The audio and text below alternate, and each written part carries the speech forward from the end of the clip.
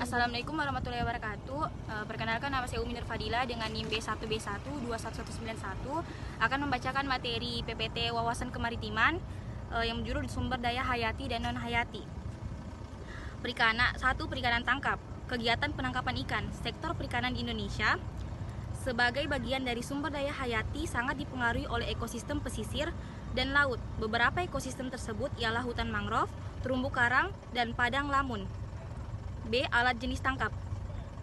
2 jaring angkat, 3 jaring insang, 4 pukat tarik, 5 pukat hela, 6 penggaruk, 7 perangkap, 8 pancing, 9 alat yang dijatuhkan, 10 alat penjepit dan melukai.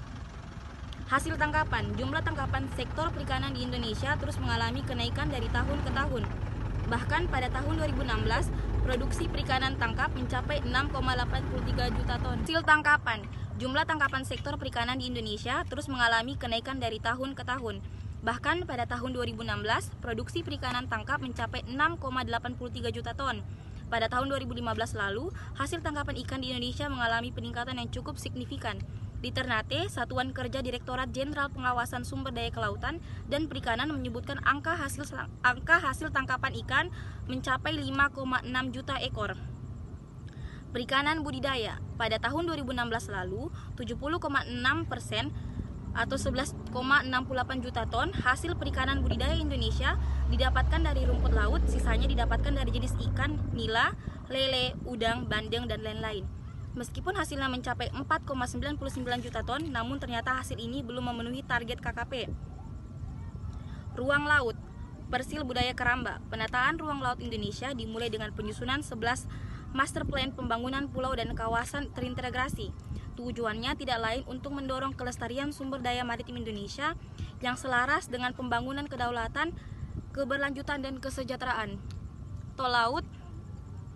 Untuk mewujudkan visi mengembalikan kejayaan maritim Indonesia, maka diperlukan pembangunan sektor maritim membangun transportasi laut melalui program tol laut. Lanskap atau panorama. Tol laut melindungi pantai dari abrasi dapat dilakukan dengan melakukan program penanaman mangrove. Sayangnya tingkat keberhasilan program ini tidak terlalu tinggi. Salah satu penyebab kegagalan penanaman mangrove ialah karena cara penanamannya sangat berolah. Umumnya penanamannya dilakukan layaknya barisan. Kedua, terumbu karang. Kelompok terumbu karang di Indonesia hidup berdampingan dengan sejenis tumbuhan alga. Terumbu karang di Indonesia yang indah ini memiliki nilai ekonomis karena mampu menjadi pendukung wisata bahari. Sebagian lainnya mampu menjadi obat-obatan antivirus dan antibakteri. Padang lamun. Area Indo-Pasifik merupakan tempat hidup lebih dari 15 spesies padang lamun. Namun saat ini ekosistem padang lamun mengalami kerusakan akibat adanya karisma gap antara padang lamun dengan ekosistem lain. Setiap tahunnya, fungsi ekologis dan ekonomis padang lamun Indonesia bernilai lebih dari 114 miliar US dollar. Eustaria merupakan bentang alam berupa muara pasang surut dari sebuah sungai besar. Eustaria memiliki karakteristik yaitu tubuh perairan pantainya bersifat semi tertutup, terhubung dengan laut terbuka, dan memiliki air laut yang tercampur dengan air tawar yang berasal dari saluran drainase daratan. Perdagangan di maritim Indonesia. Indonesia dikenal luas sebagai negara kepulauan dan menjadi salah satu ekonomi bertumbuh yang paling berpengaruh di dunia. Di samping itu, Indonesia merupakan ekonomi terbesar di Asia Tenggara.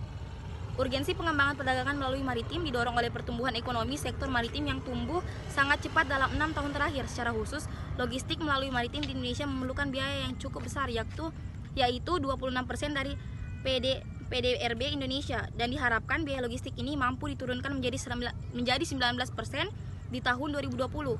Upaya untuk menurunkannya dilakukan dengan penguatan konektivitas nasional melalui pembuatan blueprint pembangunan sistem logistik nasional.